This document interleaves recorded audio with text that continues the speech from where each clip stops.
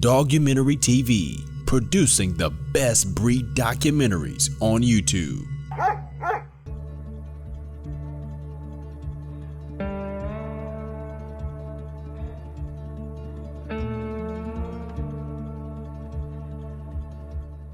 Hello, everybody. My name is Manolo Chaboya. I'm originated from Panama.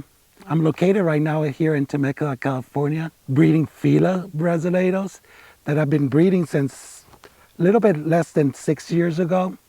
Our registered kennel name has been registered through the FCI in Belgium since 1991. The Fila Brasileiro. In English, a lot of people know them as the Brazilian Mastiff, but like I like to call them the pride of Brazil. And I guess not only from Brazil, but a lot of our Latin American countries and a lot of countries around the world. The Fila Brasileiro, if you have to find a word to describe the Fila Brasileiro, it's loyal. I guess nobody could say nothing against that word to describe a Fila. It's a hard-working dog. It's a family dog, and I could say probably #1 guard dog in the world. Well, as you've seen, I got 3 beautiful Filas. I guess it's because they're mine, and I love them so much. But yeah, I got our 2 girls, Titi Asisa, and then I got Mr. Seuss. Seuss got here to California. We imported him from Brazil. He was already a show dog when we got him here. He was a 10-month-old, 11-month-old young adult Fila that he did really good in Brazil. He went to his first show, winning a best of breed in a specialty show only for Filas in Brazil. The two girls are sisters from different litters. Their bloodlines are from Brazil and from the Ukraine. They were born in Costa Rica and then imported here to California, where they came to work and to be our lovable pets and working animals, farm animals here. And the experience with them has been great. I can't be more grateful to the breeders for that great job they have done. They are extremely healthy and all those things that big breeds carry. Even though the Fila is considered a rare breed here in the United States, but for us, for Latin American countries, we're not strangers for the breed. Yeah, we do all have all other types and other breeds of guard dogs like German Shepherds, Rottweilers, Dobermans, all these type of dogs. But we're no strangers to the breed of Filas. It's the dog that everybody knows. Wherever it's a Fila, you can't go into that property or you can't do anything naughty because you have to be careful with a Fila. And it's a dog that I've been really familiar to it in different places. I knew a couple of breeders. I knew a couple of Filas from there in Colombia, in Argentina, in all Central America, most of South America. They're not strangers for it. And talking about that bad reputation that Fila have, at the moment that you have a dog or you own a dog or you buy a dog or you're getting in your hands one of these breeds, you have to learn a little bit more on the breeds. As I say, there's no bad dogs, there's bad owners. And people just have to learn a little bit more on the breeds before they jump into that decision of having a Fila.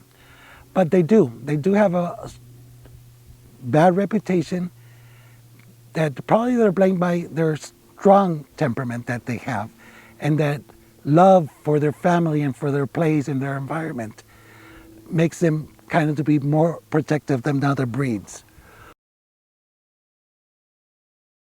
The origin of the Fila at that time, really there's a lot of different stories about the way the Fila was developed.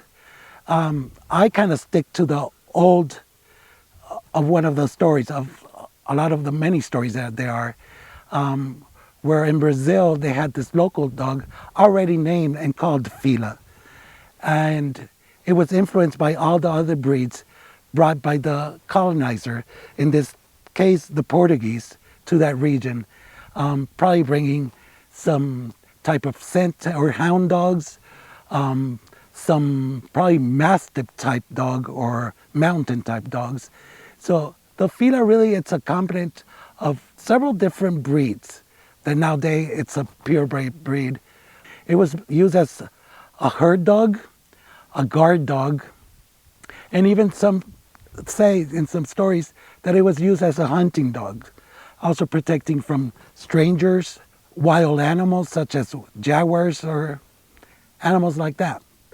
Okay, right now we are at Boot Branch, right here in the middle of Temecula, in the middle of wine country. Well, we're a small farm that we raise a couple of livestock, like emus, sheep, Nigerian goats, and cattle. At the beginning, why did we decided on going by Filas? Because of their potential to protect.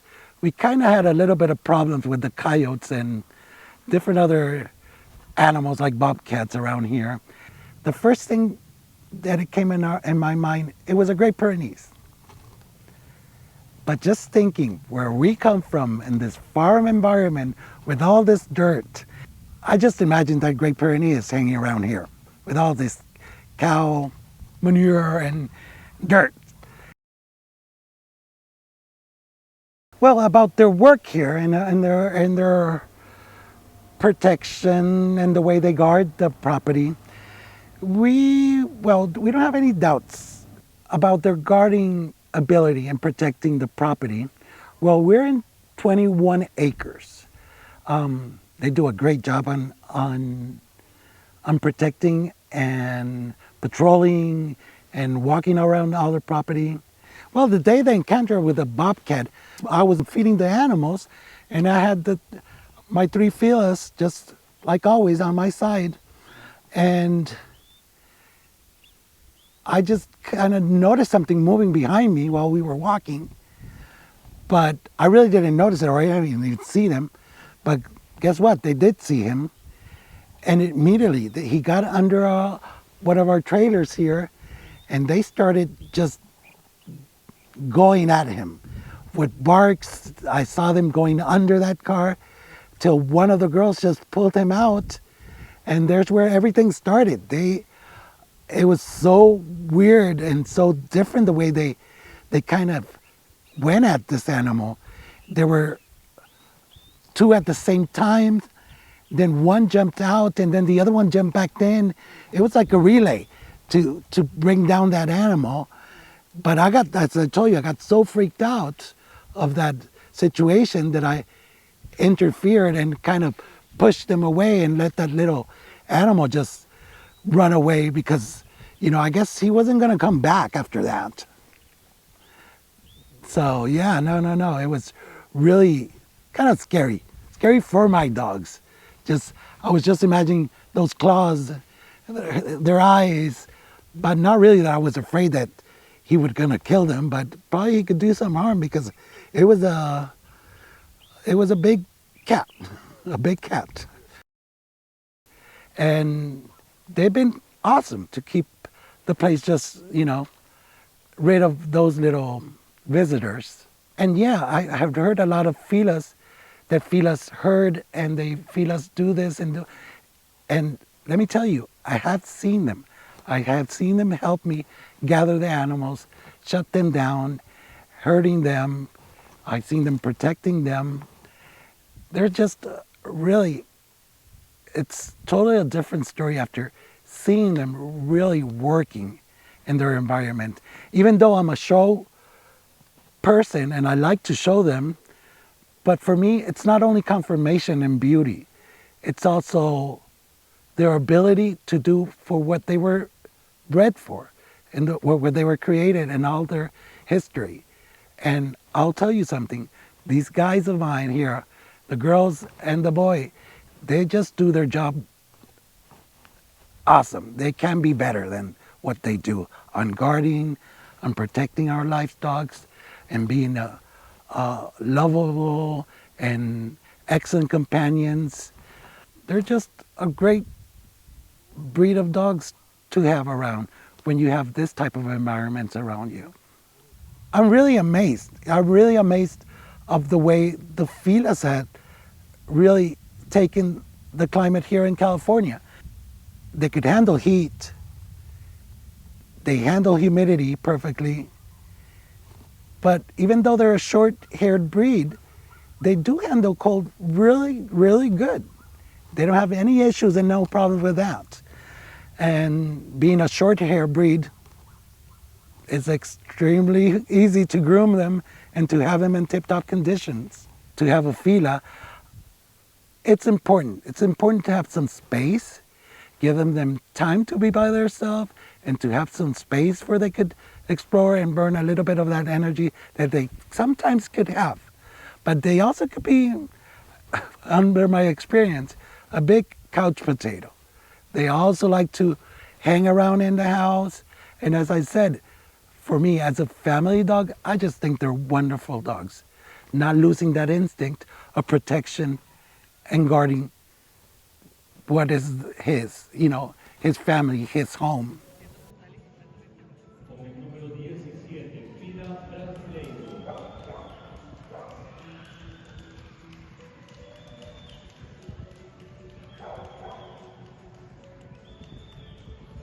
My goals, where are my goals? I am a big believer that a conformation and a type in a dog, and beauty, it's the most important thing. But also, they can't lose what the breed was created for: to guard, to protect, to work as a working dog, and be a loyal dog to their family. So my job is, and that's what I've been doing all these years since I've been showing Fila, that it's another dog. It's not a lion, it's not a tiger, it's not a wild animal. It's just another dog. There's a lot of things on types of Filas, working Filas, not working Filas, show Filas. And as I spoke to earlier right now, I like to create a balance of what is a nice, beautiful dog, that it could still be athletic, that it could still save their instincts, and have them be able to compete in a conformation of what it's called in a dog show, a beauty pageant. On the working types, they're excellent dogs with a huge drive in their temperaments. Their drives for working, for protecting. Those dogs tend to be a little bit lighter in weight and less heavy-boned. But I respect them and I like them. Everybody has to have their dogs or the type of dog that is suitable for them.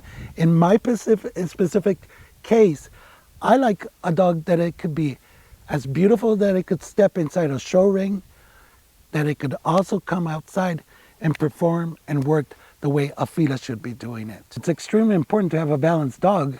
You cannot have a dog over the board in any aspect. You can't have a dog extremely aggressive. It's not healthy. You can't have a dog extremely hyper.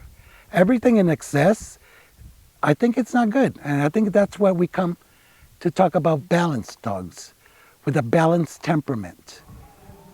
Okay, also, and on showing a Fila, there's always this kind of scared kind of environment around a Fila, a myth that it's going to chew you alive when you're in a show ring. A lot of people don't understand how you could show a Fila. Well, Fila has a certain protocol to show a Fila. It's one of the breeds that a judge cannot get too close to it or cannot put their hands on it. So the handler really have to show everything, has to show the most important things of a Fila. In case of and then you have to show their teeth, you have to show their length of ears, you have to show their loose skin to the judge, the length of the tail. In case of a male, you have to show them his testicles. But a judge cannot, as a rule for judges, they can't put their hands on Filas. I have heard from a couple of people that this is going to change. That there was this certain memo or little notes around the Fila people that they were going to ask as a requirement that the dog could be touched by a judge. But at the moment, ruled by the FCI and by the Club of Brazil, a judge cannot touch a Fila. You have to be aware. It's like in any other breeds. You have to take care of your dog. You have to take care of his reputation. You don't want to mess up while handling a Fila. You don't want to get too close to anybody. Because it's not that your dog is going to bite them. It's that you just want to prevent because of this whole reputation kind of thing going on lines and what people say about Filas. But Filas are simply another breed of dogs. It's not another species. I think the keyword on raising a Fila and having a balanced dog, it's socialize. You have to start socializing your dogs since an early age. Expose them to people, expose them to different places, expose them to different animals. But yeah, that's what I think it is. It's just as simple as socialize.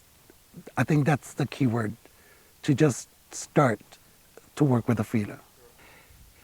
Filas have this really bad reputation in this bad history of aggressiveness, of being this kind of monster that will chew you up alive. And yeah, they're guard dogs. We're made for that. A lot of people have created, or they look for that. But what I'm trying to do, in my case, because it works for me, and I think it would work, it makes a lot of people more enthusiastic to the breed. It's to create a more balanced dog, without losing their guard ability or that kind of aggressiveness that people talk and speak about, but having a dog that it's more into the balance, that when he needs to work, he needs to protect, he needs to guard, and where he needs to be just working.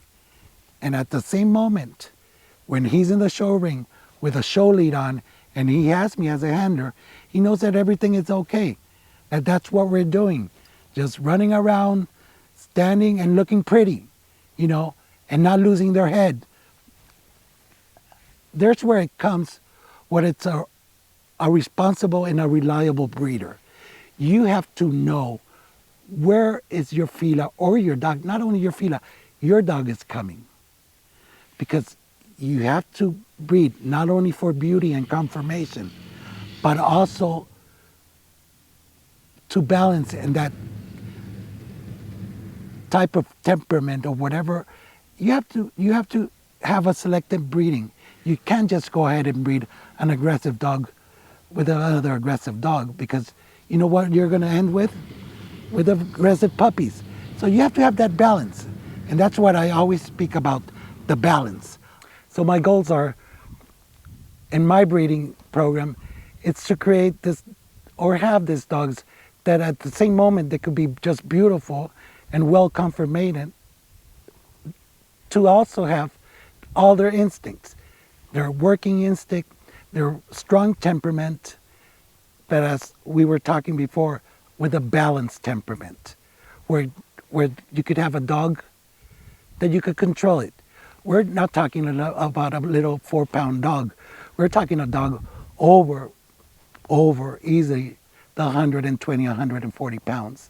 So for me, it's extremely important to have control of your animal, of your pet, of your dog, even if it's going to be a working dog, if it's going to be a show dog. You just have to have control of your dogs. I'm Manolo Chaboya. I hope all this information has been useful for you. If you need to contact us at bootranch.com and kind of check us out and see the work we have been doing here with the Filas.